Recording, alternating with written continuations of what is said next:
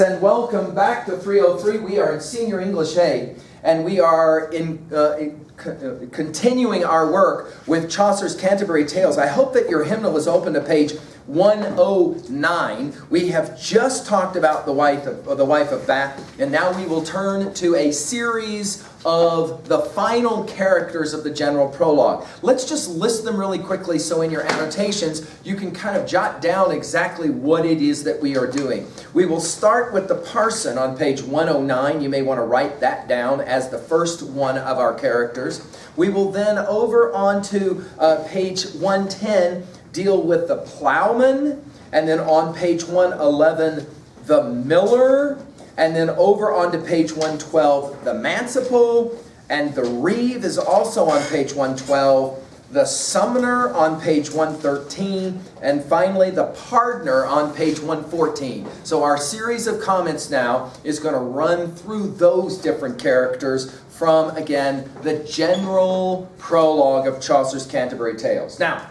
to begin at level 1, let's do a bit of reminding for your notes.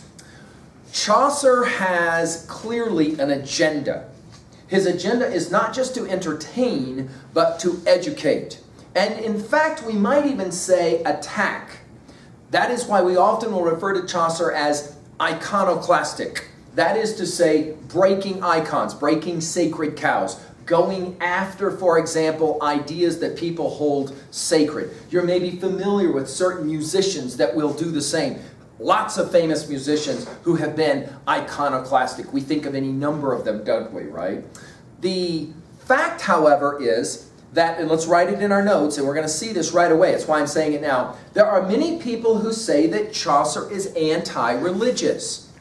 But this is actually not true. Chaucer is anti-religious hypocrisy. Okay? And the way that we know that is we are now going to be served up a character, the parson, that Chaucer is going to have tremendous respect for. Why he has respect for the parson, we're obviously going to ask and answer. I'm with you again on page 109. Again, let me emphasize as we begin our conversation together. Make sure that you're following along, trying to read the words yourself. Do the best job you can to try to understand them on your own, and then obviously my help can benefit you. I'm on page 109. I'm at line 487, and we will begin. A holy-minded man of good renown there was, and poor, the parson to a town. Yet he was rich in holy thought and work. Now let's pause for a moment and go back to an earlier observation. One of the problems or challenges with satire or an ironic voice tone is that often we're not actually sure if you're saying this as a compliment to me or you're saying this as an insult to me when I arrive at school and you say, "Oh, nice look you got for us today." You don't know if we're saying this sarcastically, ironically, satirically, or are you rather genuine and really saying it? Chaucer then has a problem right away. Notice what he says. There was a holy-minded man of good renown, that is to say he has a good reputation, and he was poor, a parson in a town. Now, initially we don't know, because remember he called the friar a noble pillar to his order, one of the best in his order, that is to say one of the very best of friars. And obviously Chaucer is being extremely sarcastic when he says that, because that friar is not a very good guy. Notice here he says, this is a holy-minded, right? That is to say, a really true holy man. This is maybe what we would call, for your notes, the parson is a true believer. And what is the giveaway for Chaucer? This is huge. Did you notice it? We are told the parson is poor. We want to write that down right away. The parson is poor. What's the big deal? Several of our religious in the general prologue that we have met very much like money and make money. So the parson, we're told, is poor. He was, though, rich in holy thought and work. In other words, Chaucer will see this parson as legit because he is not a hypocrite. Do you got me? Let's keep going now. I'm on page 109, lines 490 and following. The parson, he was a learned man, that means he's been well educated, a clerk who truly knew Christ's gospel and would preach it devoutly to parishioners and teach it. You might want to emphasize in your notes the word devoutly. In other words, we are going to kind of show the difference between the parson who is devout and the friar and the summoner and the pardoner, who are the three religious that he will talk about in the general prologue, who are not devout. In other words, they say one thing, they do something else. Not our parson. He is devout, and then he will teach it. Benign means kind, and wonderfully diligent and patient when adversity was sent, for so he proved in great adversity. He much disliked extorting tithe or fee. He does not like to require that people pay him money. Nay, rather, he preferred beyond a doubt giving to poor parishioners round about, I'm at the top of page 110, from his own goods and Easter offerings he found sufficiency in little things. In other words, the parson doesn't take money from his parishioners, but rather he gives of his own money, which for Chaucer makes him a legitimate religious person. Now, obviously, Chaucer is making a point here. Let's put it in our notes at 2a. The point that he's making quite clearly is, if you are going to be considered by me, Chaucer, a legitimate religious person, then you have to show the people you're in charge of kindness. You can't be greedy. You have to share what you have with them, and that makes you a good parson, all right? Let's continue. What else he has to say? Wide. I'm on page 110, line 501. Wide was his parish. The parish is the general area for his church, with houses far asunder. Yet he neglected not in rain or thunder, in sickness or in grief, to pay a call on the remotest, whether great or small. Let's write it in our notes. The parson likes to go out and visit the people of his church, as opposed to some of the more dishonest religious that Chaucer will talk about, where they don't like to leave and go out and visit people, but rather maybe go hunting or go to the bar and have a good time. Notice we're going to be told now about how he dresses. Line 505. We said this before, that dress is a major indication for Chaucer of whether you are a legitimate person or not, or illegitimate within the religious domain. Upon his feet and in his hand a stave. This noble example to his sheep he gave, first following the word before he taught it, and it was from the gospel he had caught it. Now, we're going to see this one other time in this description, but let's write it down now. We have a famous saying, don't we? Practice, you can finish it, can't you? Practice what you preach. In other words, if you say that people should be doing something, then you yourself should also be doing that something. In other words, you are familiar with that idea of the parent who is doing one of these and is saying to son or daughter, you shouldn't smoke.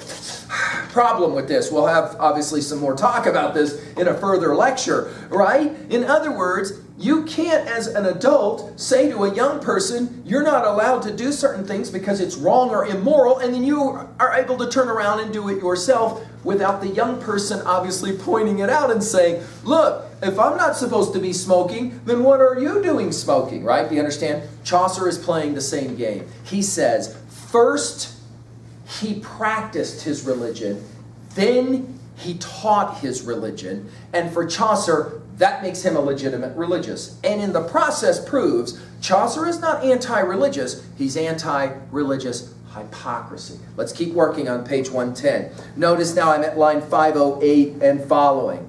And it was from the gospel that he had caught it.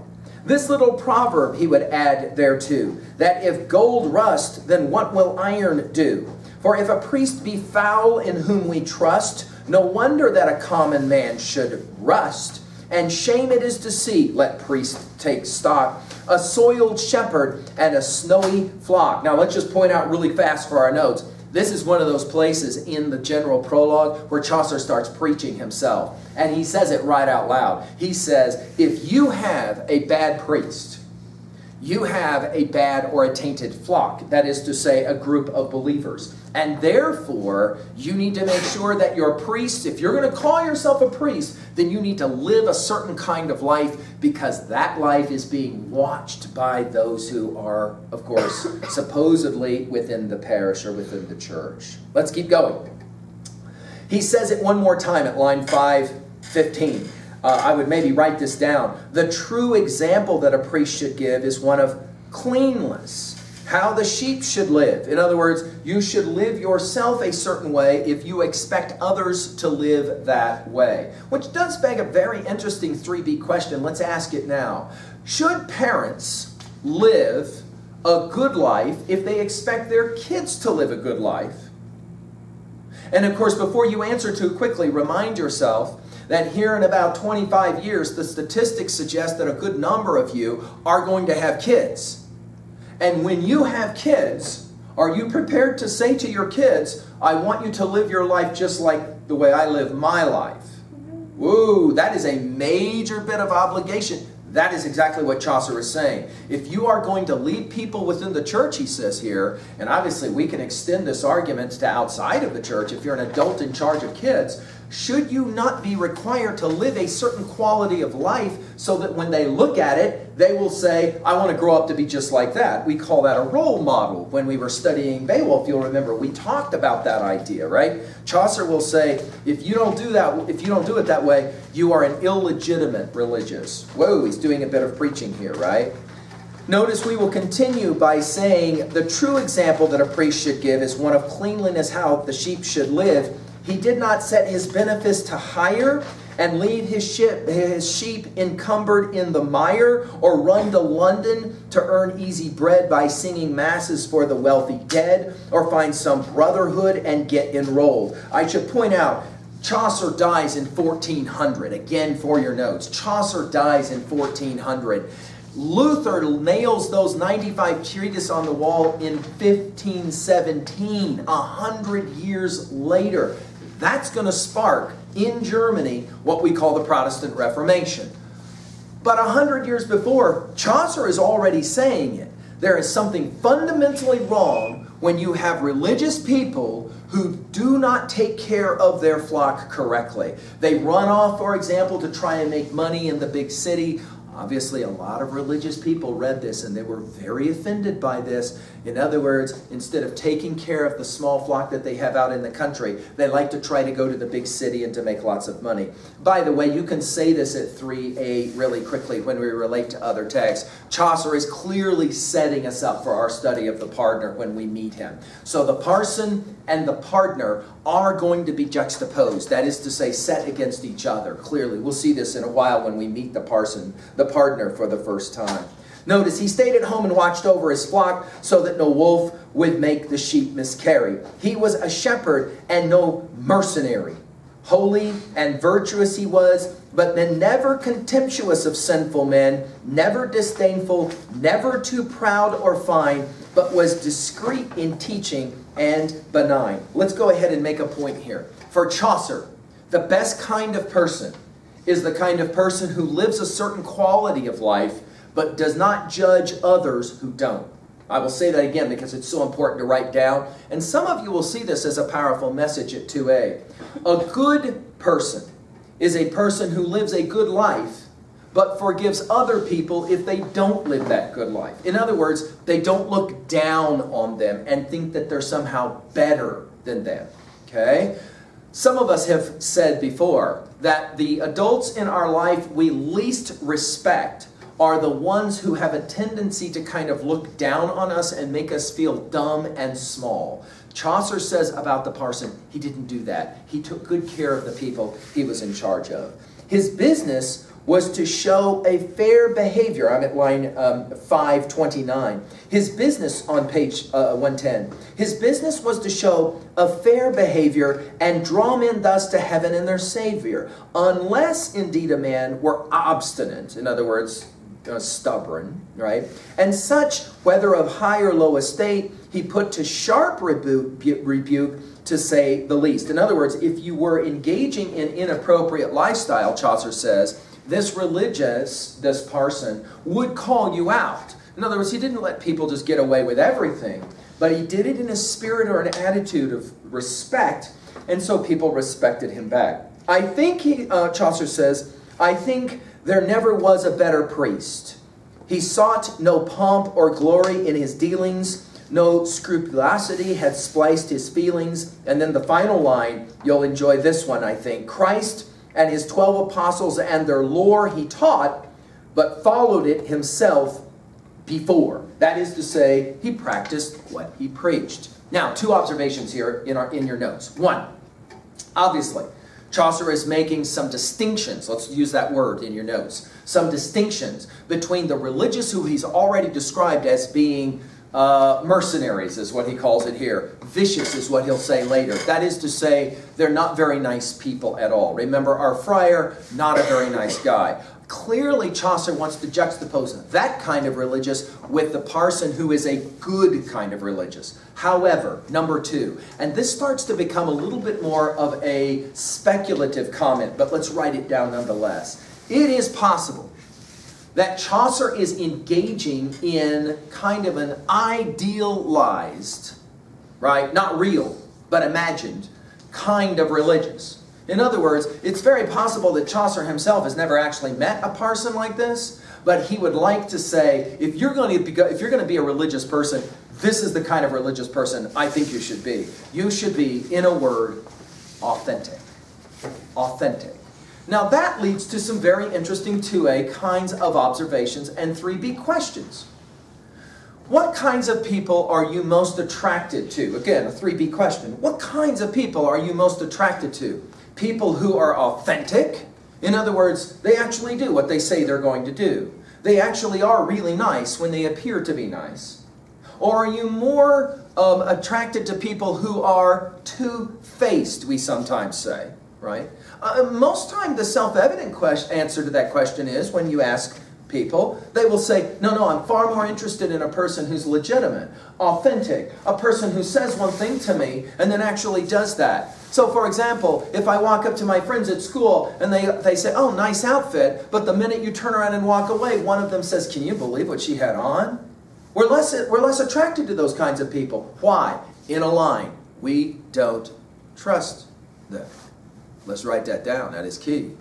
It's hard to trust someone who's inauthentic. It's hard to trust someone who's not for reals. If they're not for reals, then we never know if, for example, what they're saying to us is legitimate or not. Of course, this leads to the second and more important question in Chaucer, which I'm certain be happy that we'll ask it, and that is this. What kind of person are you? That is clearly a 3B question. When you qualify yourself as a person, when you think about your own self, the Greek term here is perspicacity, your ability to see yourself. When you think about that, later we will study a poem. This is a 3A observation. We will study a poem by Robert Burns called To a Louse, where, in Senior English B, we'll study this poem, where Burns asks a very interesting question. What if you could see yourself the way other people see you? Right? You look into a mirror, for example, and you see your own reflection. But that's how you see yourself. What if you could see yourself the way your friend sees you, or the way your mom or dad sees you? Woo! That is a very interesting question. Perspicacity. Your ability to see yourself. When you look at yourself, woo, this is going to be a very disturbing question, but let's ask it nonetheless. I think Chaucer would approve of us extrapolating this question from our study of the good parson. When you look at yourself, and here we don't mean at the reflection in the mirror. We mean when you look at the way you are, the way you behave, the way you act. When you see yourself that way, do you see yourself as an authentic person? As a legitimate person?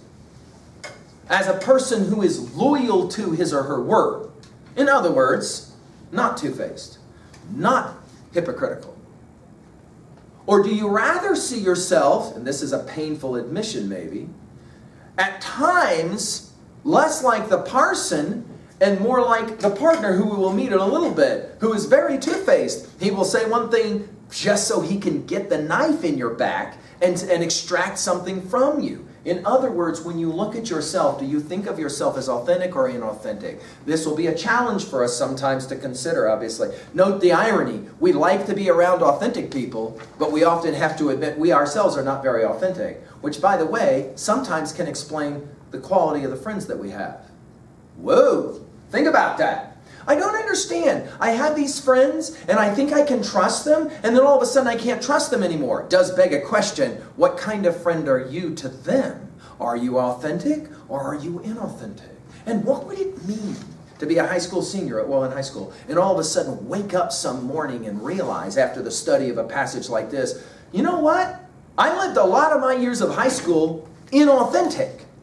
I wasn't legit. I told other people what they should do, but I myself didn't follow it. I expected things of other people that I myself was unwilling to live with, or I was the kind of person that was a pretty good person, but I was always looking down on other people and making them feel dumb and small. Very painful admission to have to admit this. Then, of course, one has to begin maybe in asking, how can I begin the process of rehabilitating my own personality to become maybe a little bit more like the parson who we have a tendency to respect a little bit more than obviously some other kinds of religious who we'll meet later. Let's now continue. Our next character on page 110 is the plowman. And this is going to be interesting for two things. One, this is probably the worst job imaginable. Are you ready for this? In England of the day, 1400, they don't have toilets. So you poop in a bucket, and that bucket gets dumped somewhere, and the plowman's job is to come along and shovel your poop. In other words, probably the lowest of lowest jobs. Would you agree with me? Probably the worst imaginable job. The plowman has it. Number two, take a look at the opening line on page 110, line 539. There was a plowman with him, the parson, there, his brother. So let's say it out loud really quickly. If the parson is a really good guy, authentic we would say, his bro is somebody who has the worst imaginable job. How well does he do that job? Let's take a look. Many a load of dung, poop, crap, many a load of dung. One time or other he must have carted through the morning.